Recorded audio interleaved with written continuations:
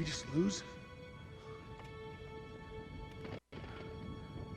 Why would you do that? We're in the end game now. What's up, guys?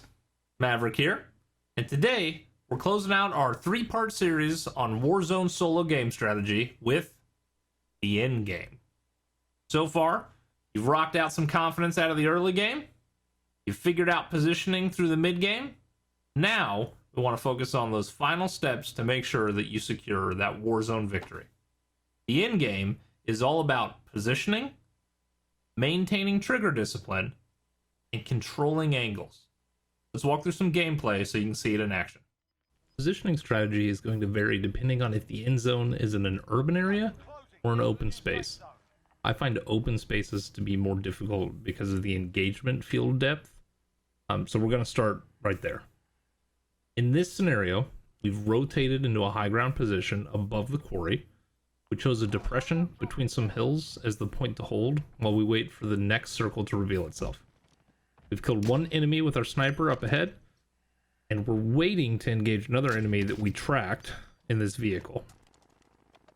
Now remember from our last video, in the mid game, we want to try and rotate into an area that is most defensible and has the highest likelihood of being in the next zone.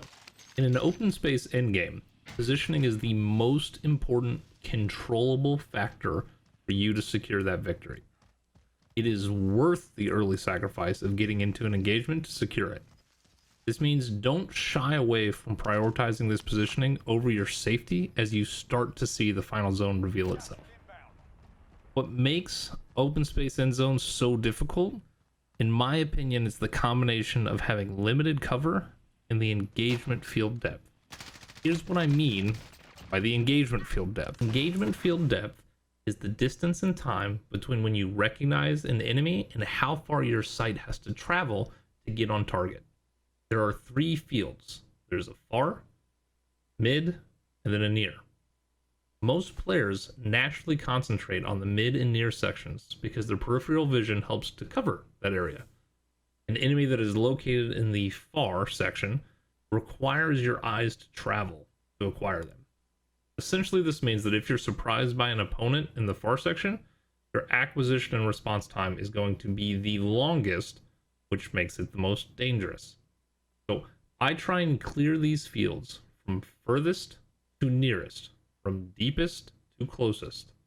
The idea is that if I'm surprised by an enemy popping up in one of the closer sections, my response time is going to be faster to meet that engagement. I want to protect from the place where I take the longest to respond to. In an open area, you want to try and clear your engagement field from the deepest to the nearest.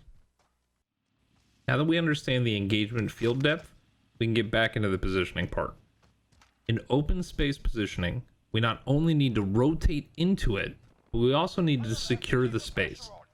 This predominantly comes into play when elevation is a part of the end zone.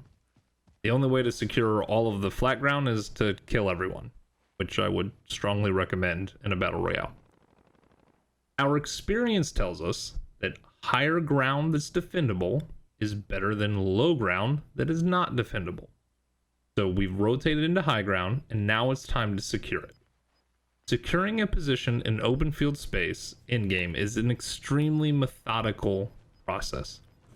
It is clearing all the visible spaces from the storm edge in. Think of it like cutting the grass, only rather than having a lawnmower, you've got an automatic weapon. You want to sweep each space so nobody can rotate behind you. With a high ground position, you want to clear your depth of field farthest to nearest. This is really important in this situation. The reason for that is that when you're on high ground and you approach the edge, the only place that you can get one-shotted is revealed to your enemies, oftentimes before you even see them. It's the curse of people with big foreheads. So you'll notice here, we're clearing the depth of field from furthest to nearest. We're rotating around storm edge.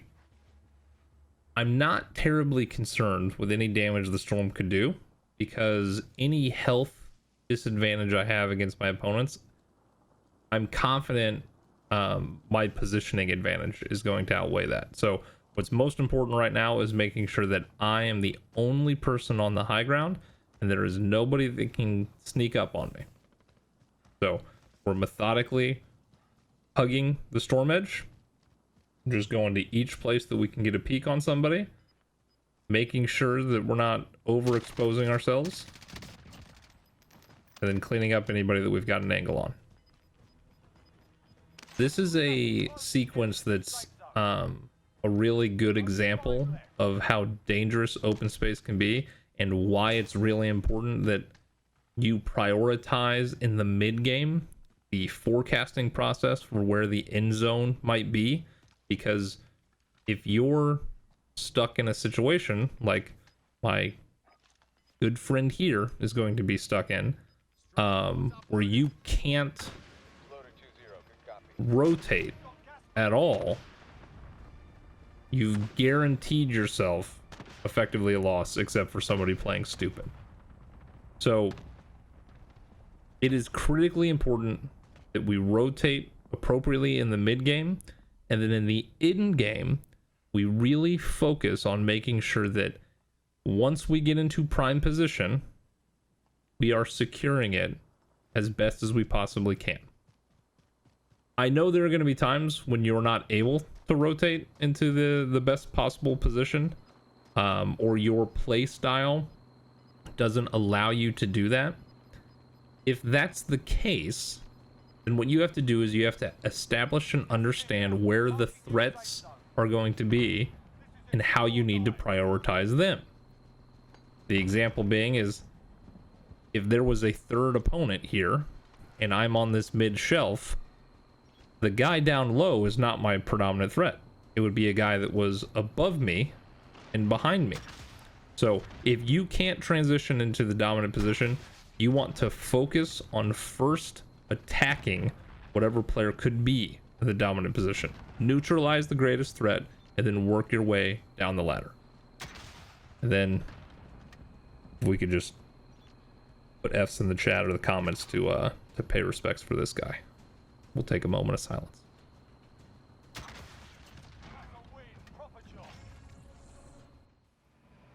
Here's an urban example. In urban areas, positioning isn't your top priority. I feel like trigger discipline and angle control have more weight in these situations, but you shouldn't completely abdicate positioning. In urban areas, your positioning should be influenced by points of access to your building. A low ground position with only one point of access is better than a high ground position with 4 points of access. Fortunately, in this scenario, we've acquired a high ground position with only 1 point of access, which is kind of the best of the situation that you can make. In this scenario, because I have high ground in an urban setting, my biggest risk is going to be when I rotate off the roof. It's common for people to make the mistake of holding the high ground until the last possible second.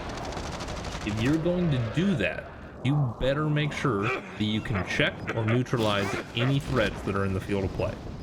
9 times out of 10, you'll lose to a player with average aim that has established themselves safely in zone, and you have to parachute straight towards them. Positioning in urban areas is about securing a place with the fewest access points and either securing or rotating early into a position that requires your enemies to come towards you. Let's talk about trigger discipline. Trigger discipline is knowing when to shoot and when not to. In the end game, there are a couple of truths that you can pretty much treat as gospel. 1, you're right next to everyone, and 2, no matter what their playstyle is, they're all there to kill you. But when you engage an enemy, aside from the final one, you are providing an informational advantage to everyone not in the fight. They know where you are, and if you started that fight without knowing where they were, well, good luck. There is no honor in second place. So when you can, take a second to hold off on shooting and let your opponents reveal themselves to you. The final priority to help you secure more victories in solo Warzone is angle control. This is a fundamental skill that high-tier players learn and implement naturally into their gameplay. Imagine your character standing in the middle of an open field. They can be attacked from 360 degrees. If you place a wall in the middle of that field, your character is now only vulnerable from 180 degrees. It's twice as easy to cover 180 degrees compared to 360 degrees. The same can be said for controlling 90 degrees compared to 180 degrees. So as the final zone closes in on all of you, you want to be the person establishing and holding an angle that provides you the most protection and forces your enemies to rotate into your line of sight. Proper angle control makes the final circle look easy. And as I've always said, easy fights are the best fights. And that's a victory royale, baby. Good work out there. Oh, good job. I was sweaty there. Woo! There you guys have it. The 3 priorities that are going to help you crush the end game and bring home some victories in Warzone. If you've enjoyed the video, please drop a like and subscribe. We're hoping to continue growing and producing high quality content for you. If you've got a video idea you'd like me to make, drop it in the comment section below. For all my misfits out there, take care.